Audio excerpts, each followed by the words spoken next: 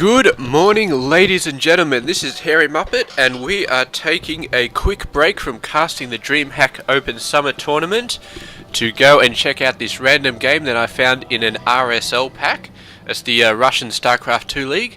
Down the bottom right side, it is going to be Liquid Hero, and I don't think I've cast any games of Hero so far, but I have heard some very good things about him. I've heard that he's a very strong Protoss player, so no doubt we are going to be expecting some very good things from him in this game. Now, up the top left side, his opponent is going to be LoWeLy, and again, not a player I've cast before, and I haven't heard much about LoWeLy at all. Hero you hear every now and then, oh, he's doing this or he's doing that, blah blah blah, pro player, blah blah blah. And LoWeLy, I have no doubt he is a pro player as well, but I haven't heard that much mutterings on the internet about him. So either he just sticks to RSL local sort of games. He doesn't really go international, or I just haven't been paying attention, and he's come out a lot more recently, because most of my knowledge of the pro players was actually from a couple of years ago, because I was listening to a lot of Husky Starcraft's commentaries and stuff like that, so I learnt a lot about all these pro players from them. But yeah, the past 6 months or so, I've been slacking off a little bit on watching his channel, and I've had almost no time in the previous 2 months, just because I've been casting pretty much non-stop. So yeah, I can't really say, but I mean, it's this level of play, man. You can always expect good things from both of the players. We do have this probe coming across here. It looks like he's going for a Nexus. Yep, mineral count is just about awesome. He's got this thing down there, so he may be building a gate over there. It's never a bad idea versus Zerg, because it definitely holds off the Lings, and as soon as you got some army units up, he can do a half decent job of holding up Stalkers as well, and you can basically block off the gap with a single sentry. Just force field it, and it works like an absolute charm. But here we go. Zerg player's getting out his expansion, he's getting out his spawning pool. He actually got that out a bit earlier than the expansion, which you see every now and then. And there we go, one queen out, another queen coming down. So yeah, pretty much going to be fairly standard from our Zerg player. Protoss player, fairly standard as well.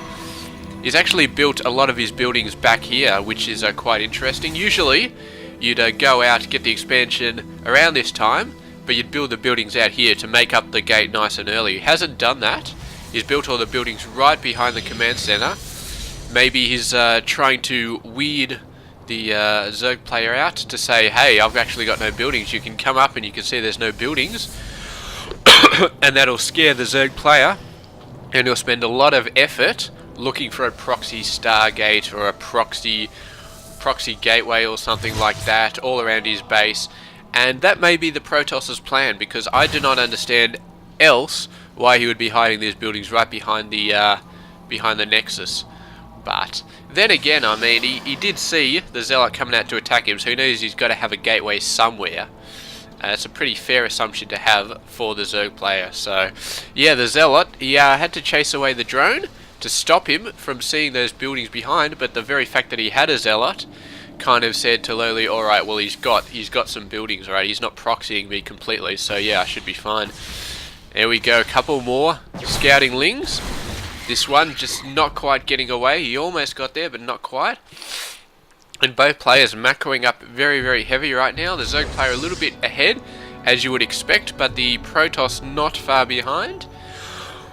It's got this small hit force running around.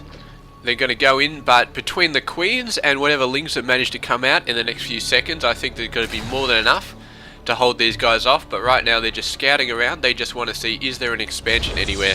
And here comes a proxy pylon. It's very nice. It's got down as the Overlord is quite a distance away, so he's not going to have another scouting Overlord there for a little while, I don't think.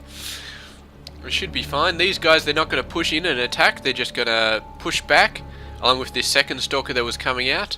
They see the expansions down. I assume they Yeah, he saw the expansion, but that may have been his scouting information from before. So yeah, he's not going to try and attack that. He knows that the number of queens and lings and all that sort of stuff is just going to be too much. And the Zerg player, we've got speed, we've got a lot of drones, and we do have a baneling nest, which is going to be very good. So he may be going for a muta-ling combination of some sort. We'll have to see after this thing gets up to a lair whether he builds a spire straight after that. The Protoss player, meanwhile, he is going for a Stargate. He's building it right up the back by the looks of it. There we go. So the Zerg won't know about it straight away, but if he decides to move this Overlord into Scout, I would not bet on them being able to kill that Overlord before he saw this Stargate, because I mean, even without the speed burst for Overlords, he could even morph this into an Overseer, drop down a Changeling, and then he will almost certainly see it. But what do we got going on? Some Phoenix. So looking for some good Phoenix harass. What is going on? This is a Mothership Core. He's going to take out a few drones and then do a warp back to the main base. So he only got one kill. So yeah, I don't know. He managed to survive, but I'm not sure if that was really worth it. I mean, he got one drone, but yeah, just losing that much health, that Mothership Core is pretty much going to be crippled. And if he mixes it into the main army later on, maybe it should be fine. There we go. Hallucinated Phoenix coming out. It's I don't know. I would say that sending out a hallucinated Phoenix while you're building Phoenix is perhaps not a bad option, because the next time you could send in your Phoenix and they could go over here, they could run over there, run over here, go all the way up there, and you wouldn't bother attacking it with your Queen because you think they're hallucinated, and then they get straight over and they're like, hey, these guys aren't actually hallucinations, man, they're actually killing my Queen. What the hell? But he's going to be better safe than sorry approach here. He's getting a Spore Crawler down at both bases.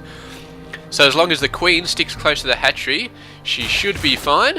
But the Phoenix coming in here, they're going to be lifting up some Queens, but there's 3 of the damn things here, so not quite enough Phoenix. They could lift all of them up, but then there'd be no DPS left to take them out. So 3 Queens, just a tad too much for this Phoenix. And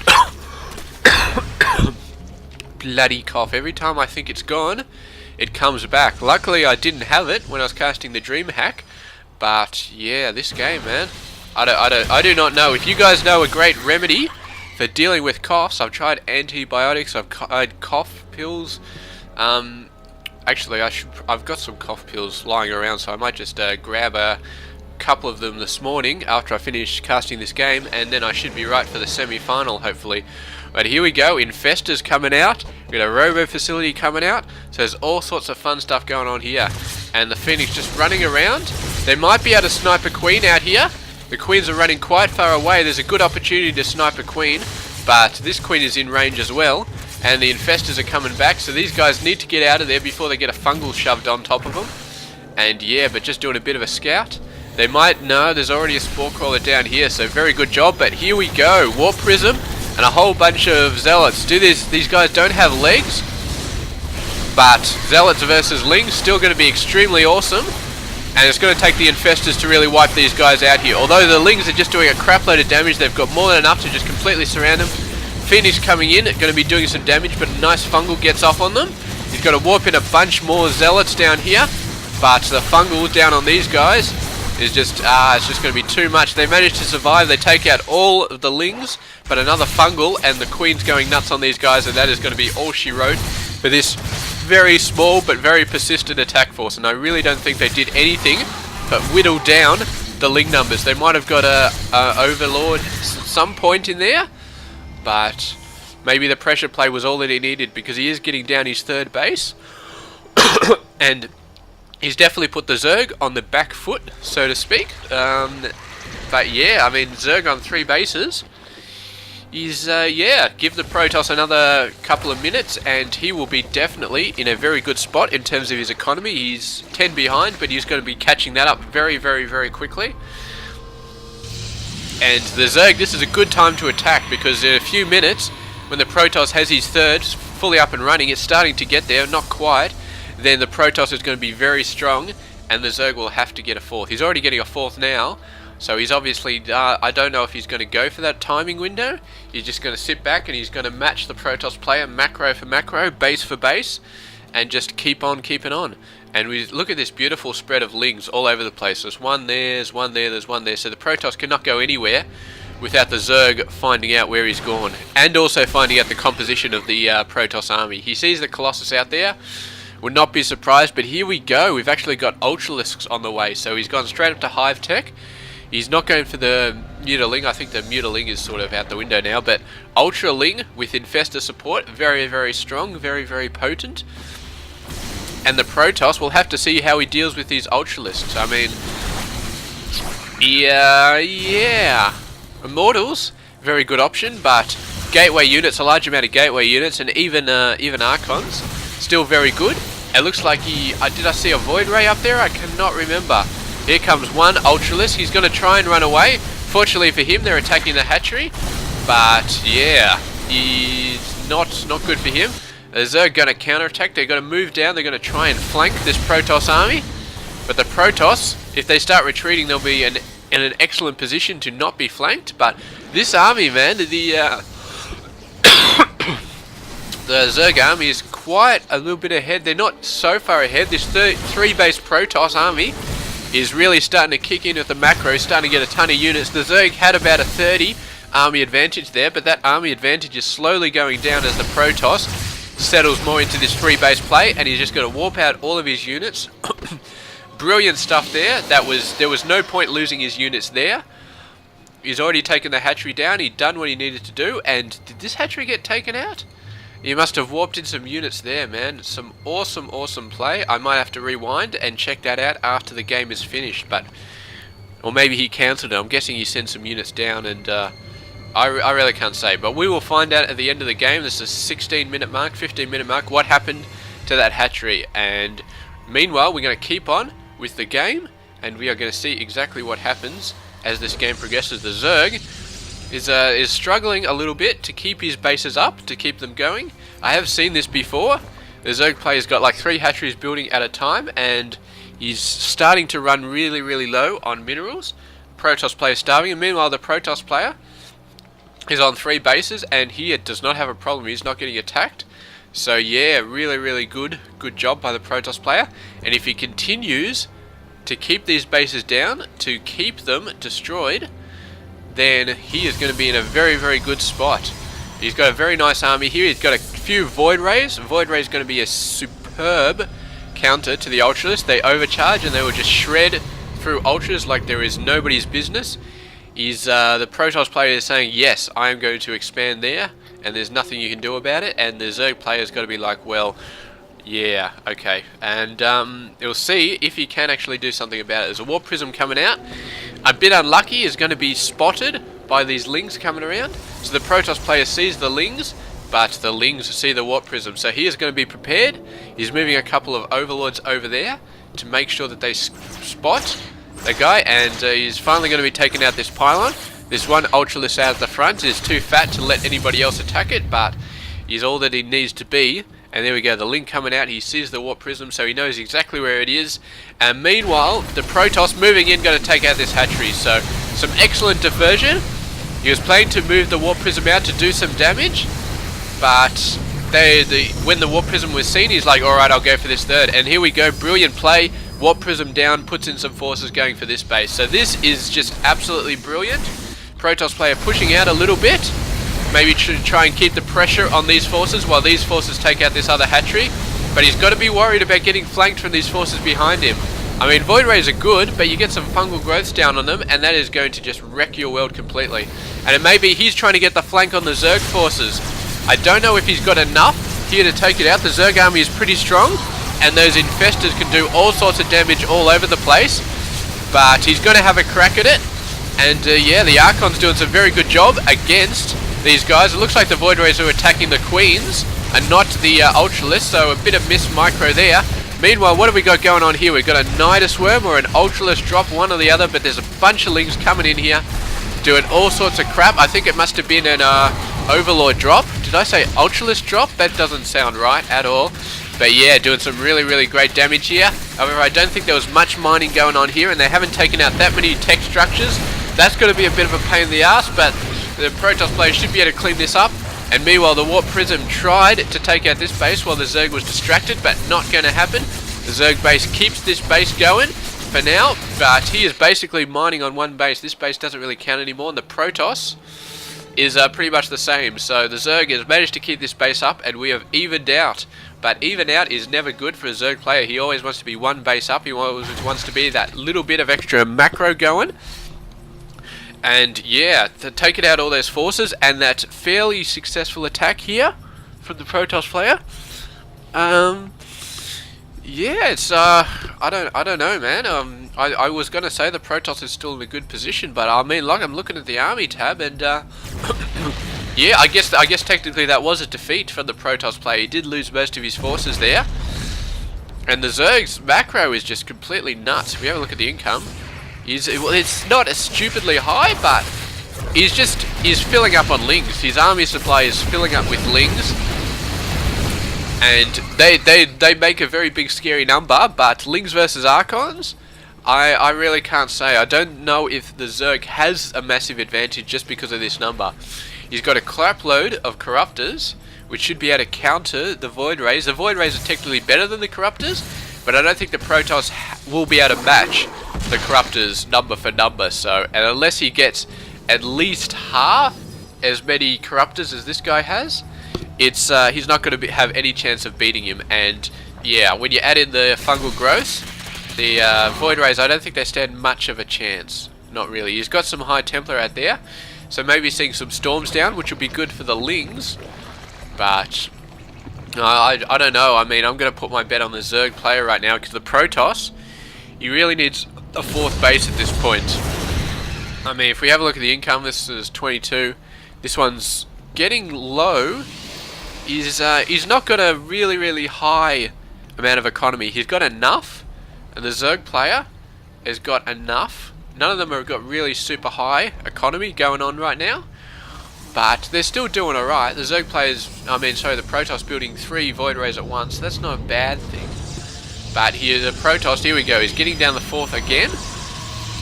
And yeah, there we go. Broodlords coming out. So here we go, morphing the Corruptors into Broodlords. And this is really going to hurt the Protoss player. He's knocking down those rocks behind him, so excellent stuff there. He could possibly get in a flank from the side with the Void Rays to take out the Broodlords, and that would be an excellent option. But he hasn't got much time, and he's wasting it killing these rocks. He wants to get out of there, otherwise he's trapped, so that's not a bad option. Broodlord's actually sort of hitting these guys in. He needs to get the flank on the Broodlords and start taking them out. He really needs, and there we go, there's the Tempest. He's getting one Tempest out. He's got to get a couple more. And this is brilliant play, because the Tempest counters the Broodlords so hard it is not even funny. The Tempest does crap damage to every unit except massive air units, and the Broodlord is a massive air unit. So it basically 3 or 4 shots, these guys.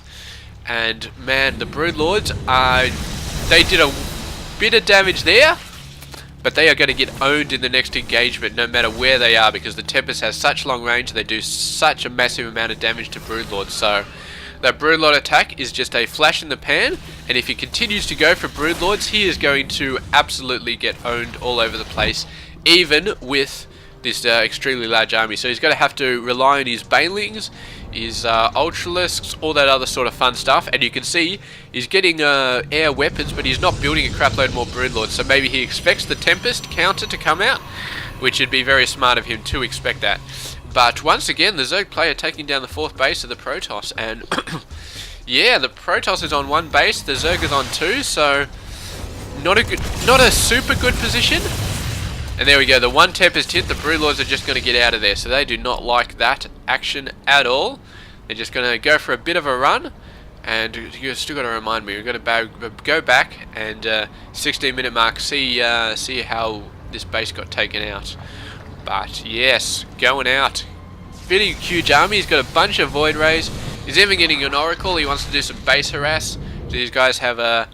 They go with a Spore Crawler here. There's a Spore Crawler there, so that should be fine. This army's sort of massing up over there. I don't know where the Broodlords are. He's run them quite far away. He wants them nowhere near his main army because he wants them nowhere near the Tempest. And here we go. He's going to try for this 4th base once again. And yeah, if he can keep this up, he really needs to keep it up because, yeah, if he can't keep this up, then he is just going to get starved out completely. This 3rd base is starting to look a little bit wasted. The Zerg's still going fairly strong on 2 bases, but here we go. The Zerg is going in. He thinks the time is right to attack this expansion, and yeah, it is right. This Oracle just doing a little bit of scout. And there we go, he's done that sort of ability. I think that just slows down, he can see the vision of all these units, that's what it does. So he can see the vision of all these units as they're coming in. Tempest going for a pot shot, and there's no Broodlords to hit. Actually, there are some at the back. He's got to have to do some nice micro to get these Broodlords. Right now they were hitting the Ultralisk node, that's not a good option. And there we go, 3 shots on those Broodlords, man, absolutely getting owned.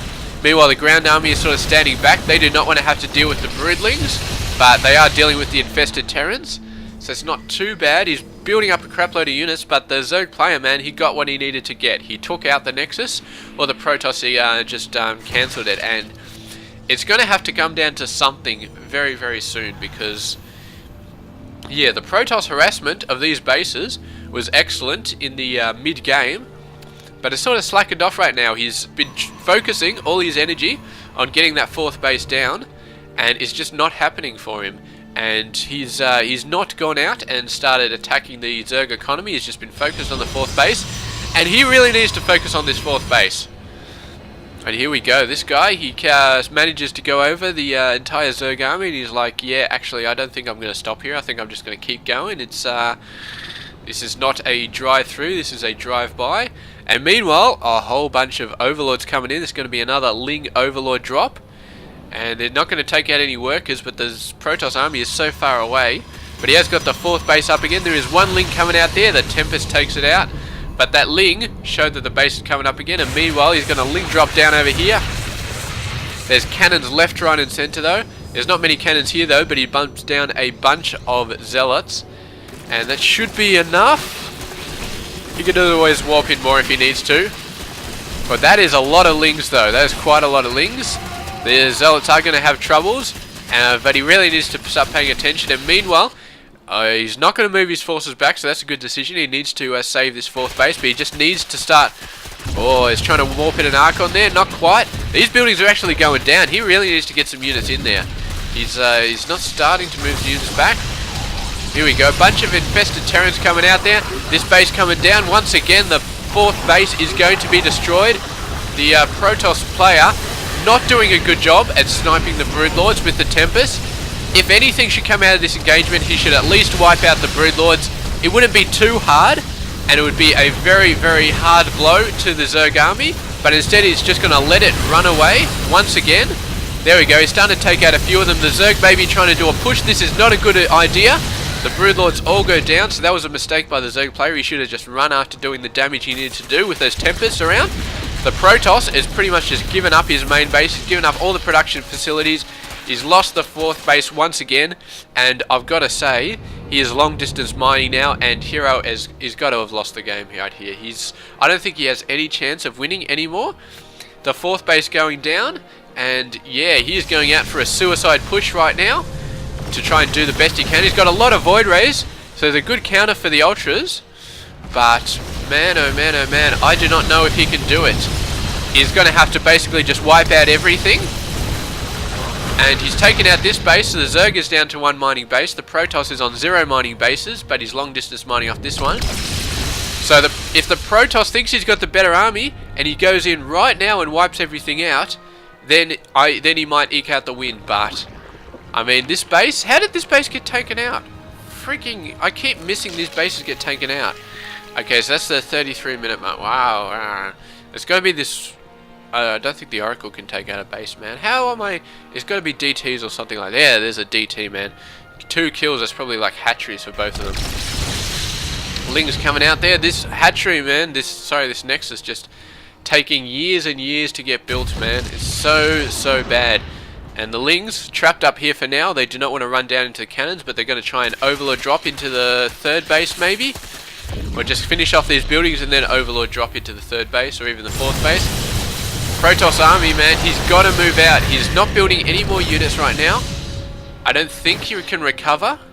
He has taken out of this base, so he has bought himself a little bit of time, but he's got to get out there. He's got to do some stuff. And look at this massive Corruptor army, man. Overcharge the Void Rays. There we go. Massive amount of damage being done down, but the fungal growth on the Void Rays, I think, is going to spell the end for this Protoss army. However, the Void Rays just completely obliterating all of the Corruptors. These armies going to go down. The Infestors are out of energy, and the Void Rays have still got some life. There's so many of them, and the Corruptors just did not have the damage. The Zerg is in turn going for his suicide push. He's going to go down, and he's trying to warp in some guys, some High Templars in there. He's going to get an Archon coming up, and that buys just enough time to get these Ultralisks out, to take these Ultralisks down. So very, very good job there.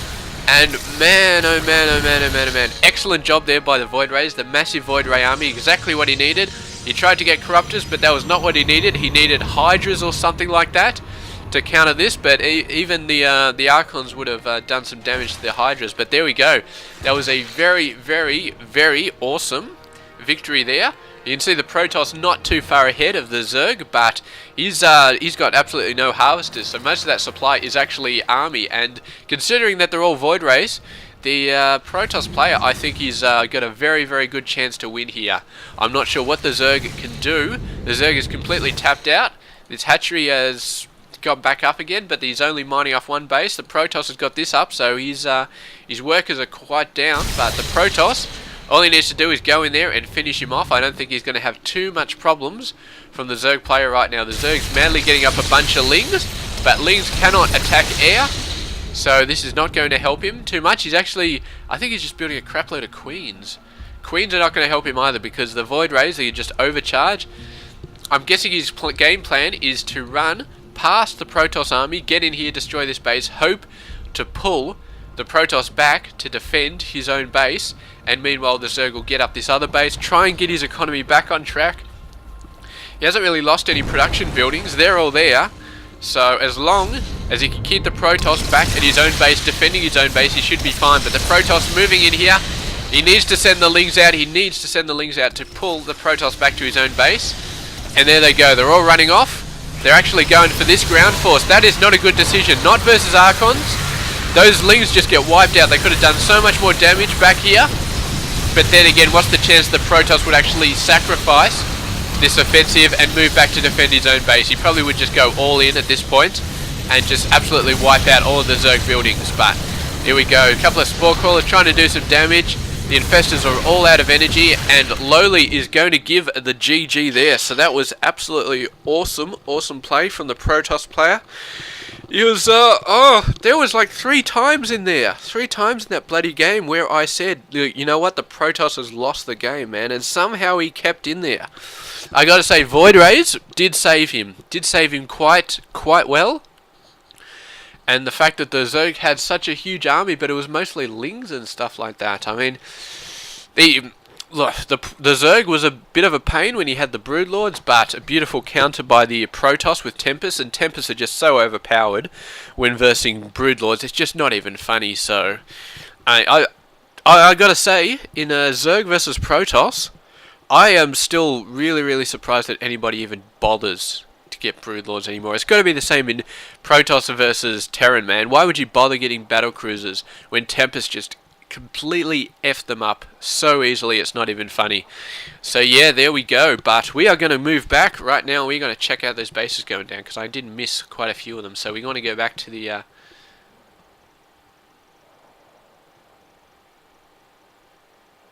so you see this base is there, and then it's gone.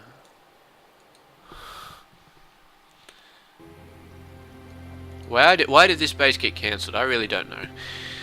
There's got to be some DTs coming in or something like that. Yeah, I'll speed it up a little bit.